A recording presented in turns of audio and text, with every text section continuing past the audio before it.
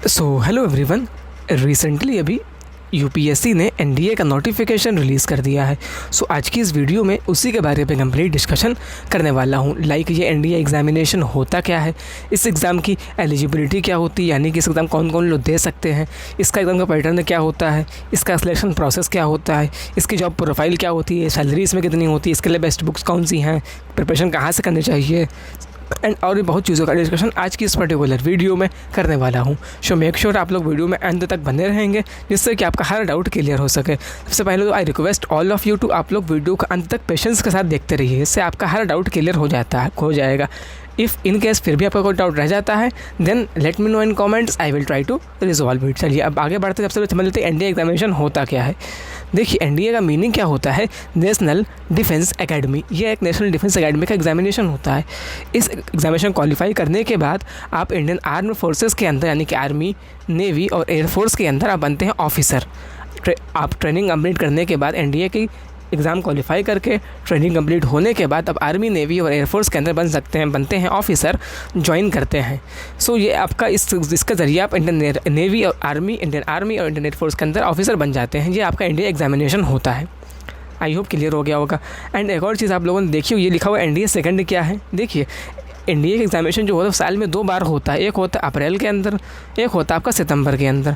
जो अप्रैल में होता है उसे बोलते हैं एनडीए फर्स्ट एग्जामिनेशन, जो आप सितंबर में होता है उसे बोलते हैं एनडीए सेकंड एग्जामिनेशन। क्यों? क्योंकि ये साल का पहला एग्जामिनेशन हो इसलिए बोलते हैं एनडीए फर्स्ट एग्जामिनेशन अप्रैल वाला। जिस आपका साल का दूसरा एग्जामिनेशन होता है इसलिए इसे बोलते हैं एनडीए सेकंड 2022। सो ये भी आपको क्लियर हो गया आई होप। चलिए अब आगे बढ़ते हैं, जान लेते हैं इसकी एलिजिबिलिटी वगैरह क्या होने वाली है। सबसे पहली चीज़ इसके इंपॉर्टेंट डेट्स क्या है। इसकी जो फॉर्म फिलिंग है वो आपकी आज से यानी कि 18 मई से स्टार्ट हो चुकी है। एंड आपको जो लास्ट डेट होने वाली है वो 7 जून 2022 इसकी लास्ट डेट होने वाली है। शाम 6 बजे तक इसकी लास्ट डेट अवेलेबल रहेगी। But I will suggest you कि आप फॉर्म जल्द से जल्द फिल कर दीजिएगा। फॉर्म जो है वो आज से 18 मई से स्टार्ट हो चुके हैं। अगर बात की जाए इसका एग्ज़ाम की डेट की, सबका एग्जामिनेशन जो होगा वो 4 सितंबर को होने वाला है। 4 सितंबर 2022 को आपका एग्जामिनेशन शेड्यूल्ड किया गया है। ठीक है, अब आपके पास अभी ऑलमोस्ट 3 महीने का टाइम है। पूरा आपके पास जून है, जुलाई है, अगस्त है, आपके पास पूरा 3 महीने आप अच्छी तरह से इसमें प्रिपरेशन अपनी कर सकते हैं। चलिए अब आगे बढ़ते जान लेते हैं इसकी और भी चीज़। सबसे पहली चीज़ के अंदर वैकेंसीज़ कितनी आई हैं इस बार। सो अगर बात करें वैकेंसीज़ डिटेल की, सो इस बार टोटल वैकेंसी जो इसके अंदर है वो टोटल 400 वैकेंसी इस बार उसके अंदर होने वाली हैं। जिसमें से आर्मी के लिए आपकी 208 वैकेंसीज़ होने वाली हैं, जिसमें 10 जो है वो फीमेल कैंडिडेट्स के लिए हैं। नेवी के अंदर आपकी 42 वैकेंसीज़ होने वाली, एज़ यूजुअल 42 ही वैकेंसीज़ नेवी के अंदर होती हैं। इसके अंदर 3 वैकेंसीज़ जो है वो फीमेल्स के लिए होने वाली है। अगर बात की जाए एयरफोर्स की, तो एयरफोर्स के अंदर एज़ यूजुअल फ्लाइंग के लिए 92 वैकेंसीज़ होने वाली, इसमें तो 2 जो हैं फीमेल्स के लिए हैं। ग्राउंड ड्यूटी टेक्निकल वालों के लिए 18 वैकेंसीज़ हैं, जिसमें से 2 फीमेल्स के लिए हैं। ग्राउंड ड्यूटी नॉन टेक के अंदर भी आपकी 10 वैकेंसीज़ हैं, इसके अंदर आपके 2 जो है वो फीमेल्स के लिए हैं। एंड आपकी नवल अकेडमी यानी कि नवल अकेडमी के लिए आपके 30 वैकेंसीज़ होने वाली, जो सिर्फ मेल कैंडिडेट्स के लिए ही होती हैं। सो इस तरीके से टोटल आपकी 400 वैकेंसीज़ होने वाली हैं।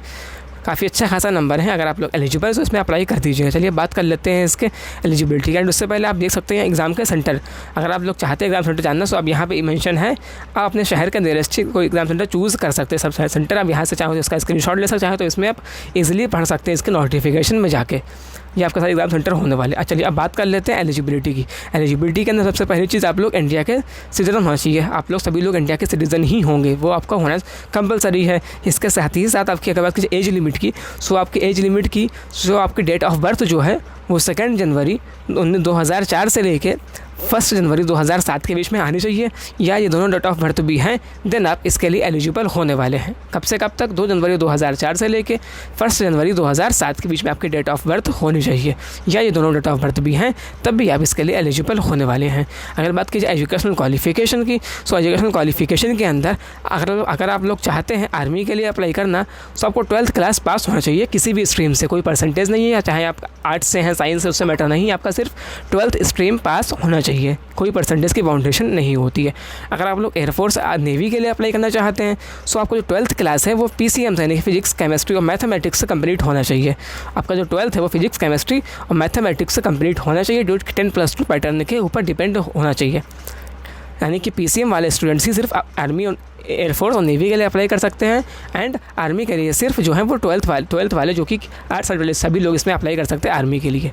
क्लियर होगी बात। चलिए अब आगे बढ़ते जान लेते हैं इसमें और कुछ चीज़ें। सबसे पहली चीज़ कहते हैं फ़ी वगैरह जो क्या लगने वाली, इसको जो उसकी फ़ीस लगने वाली है वो सिर्फ मात्र 100 रुपीज़ फ़ीस लगने वाली है। अगर आप लोग OBC से आते हैं या जनरल कैटेगरी से आते हैं तभी आपकी फ़ीस लगने वाली है। SC ST वालों के एंड फीमेल्स की कोई फ़ीस की रिक्वायरमेंट नहीं है। चलिए आगे बढ़ लेते हैं, कुछ और चीज़ें समझ लेते हैं। आप बात करें इसको अप्लाई कैसे करना। अप्लाई करने के लिए आपको जाना है इनकी ऑफिशियल वेबसाइट के ऊपर जो कि है upsconline.nic.in, upsconline.nic.in, जहाँ से आके इसे ईज़िली आप ऑनलाइन अप्लाई कर सकते हैं। चलिए आगे बढ़ते हैं, अब समझ लेते हैं इसका एग्ज़ाम का पैटर्न और सिलेक्शन प्रोसेस वगैरह क्या रहने वाला है। इसका सिलेक्शन प्रोसेस जो होता है वो 4 स्टेज के अंदर कंप्लीट होता है। सबसे पहले आपका क्या होता है, आपका रिटन एग्जामिनेशन होता है जो कि 4 सितंबर को शेड्यूल किया गया है, जो कि UPSC के द्वारा एग्जामिनेशन लिया जाता है। अगर आप एग्ज़ाम क्वालिफाई कर लेंगे देन आपका होता है SSB इंटरव्यू, जो कि 5 डे का प्रोसेस होता है SSB इंटरव्यू। एंड इसके अंदर अगर आप रिकमेंड हो जाते हैं देन आपका होता है मेडिकल एग्जामिनेशन। अगर आप मेडिकली फिट होते हैं देन आपकी बनती है मेरिट लिस्ट। अगर आपका नाम उसके अंदर होता है मेरिट लिस्ट के अंदर देन आप इसके अंदर ईजिली ज्वाइनिंग ले लेते हैं। इसका पूरा सिलेक्शन प्रोसेस होता है। अब बात करें इसका एग्ज़ाम के पैटर्न की, सो इसके एग्ज़ाम के पैटर्न के अंदर आपके दो पेपर होते हैं। एक होता है मैथमेटिक्स का, एक होता है GAT का, जनरल एबिलिटी टेस्ट का एग्जामिनेशन होता है। मैथमेटिक्स के पेपर के अंदर आपके 120 क्वेश्चंस आते हैं। टाइम मिलता है आपको 2.5 घंटे का। 2.5 घंटे के अंदर आपको 120 क्वेश्चन सॉल्व करने पड़ता है जो कि 300 मार्क्स का होता है। एंड इसके अंदर आपकी नेगेटिव मार्किंग भी होती है। जो मैथमेटिक्स होती है वो आपकी 11th एंड 12th स्टैंडर्ड की मैथ आती है, जो कि टेक्निकल मैथ होती है वाली बात इसके अंदर आस्क की जाती है। इसके अलावा GAT के अंदर आपके 150 क्वेश्चंस आते हैं। जो टाइम मिलता है आपको 2.5 घंटे का टाइम मिलता है। एंड आपको जो मार्क्स होते हैं वो 600 मार्क्स का आपका एग्जामिनेशन होता है, यानी कि 150 क्वेश्चन को आपको 2.5 घंटे के अंदर सॉल्व करना पड़ता है। इसके अंदर आपके मेजरली तीन पार्ट होते हैं। इसके अंदर आपका GAT के अंदर मेजरली 3 पार्ट होते हैं। एक होता है इंग्लिश का पार्ट, एक होता है आपका साइंस का पार्ट, एक होता है GS का, जनरल स्टडीज़ का। साइंस इंग्लिश के अंदर आपके 50 क्वेश्चंस होते हैं। साइंस के अंदर फिजिक्स, केमिस्ट्री, बायोलॉजी को ऐड करके 50 क्वेश्चंस होते हैं। एंड आपके GS के यानी कि हिस्ट्री, ज्योग्राफी, पॉलिटी, इकोनॉमिक्स सभी को ऐड करके 50 क्वेश्चंस होते हैं। इस तरीके से टोटल आपके 150 क्वेश्चंस आते हैं। GAT के पेपर के अंदर टाइम मिलता है आपको 2.5 घंटे का टाइम मिलता है। मार्क्स होते हैं 600 मार्क्स का आपका एग्जामिनेशन होता है। एंड आपके दोनों पेपर के अंदर आपकी नेगेटिव मार्किंग भी होती है, जो कि 1/3 की आपकी नेगेटिव मार्किंग भी होती है। सो इस तरीके से टोटल आपको 900 मार्क्स का एग्जामिनेशन होता है।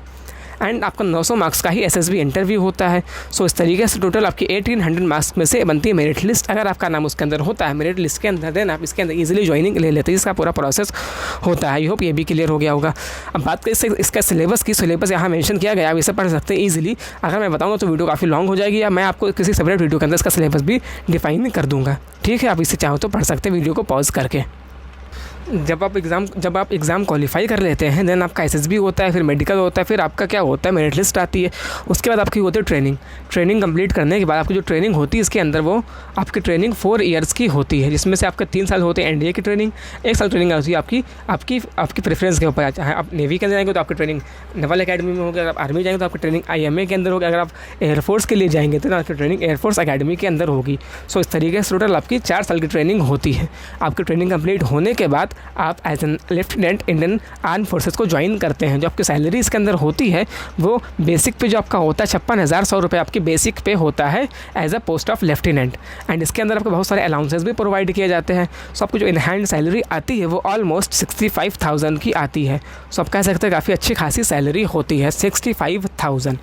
सो आई होप आपको सैलरी भी क्लियर हो गई होगी। अब अगर आप लोग में से कोई लोग इसके लिए चाहता है प्रिपरेशन करना देन आप इजीली प्रिपरेशन कर सकते हैं। अगर आप लोग चाहते हैं इसके लिए बेस्ट बुक्स, तो बेस्ट बुक्स का जो लिंक है वो मिल जाएगा आपको डिस्क्रिप्शन के अंदर, वहाँ से चेक कर लीजिएगा। मैंने आपको बेस्ट से बेस्ट बुक सजेस्ट करी है इस एग्ज़ाम के लिए। सो आप डिस्क्रिप्शन में दिए गए लिस्ट को जाके चेक कर सकते हैं ईजिली, वहाँ से आपको बेस्ट से बेस्ट बुक मिल जाएंगी। सभी का लिंक दे रखा है डिस्क्रिप्शन के, वहाँ से एक आती है बुक इसकी अरिहंत की पाथ फाइंडर के नाम से, वो बहुत ही अच्छी बुक होती है। इससे आप इजीली अपनी प्रिपरेशन कर सकते हो। उसका लिंक मिल जाएगा आपको डिस्क्रिप्शन में, जाकर जरूर चेकआउट करिएगा। एंड इसके अलावा अगर आप लोग चाहते हैं मॉक टेस्ट लगाना देन आप मॉक टेस्ट जरूर लगाइएगा। विदाउट मॉक टेस्ट प्रिपरेशन अधूरी मानी जाती है। एंड आपके मॉक टेस्ट लगाने के बहुत से प्लेटफॉर्म है, but I will suggest you to use Testbook dot com, because Testbook में होता क्या है, सिंपली आपको एक पास परचेस करना पड़ता है 1 साल की वैलिडिटी के साथ। एंड यहाँ से आप हज़ारों मॉक टेस्ट लगा सकते हैं। यहाँ से आप 470+ एग्जाम की प्रिपरेशन कर सकते हैं।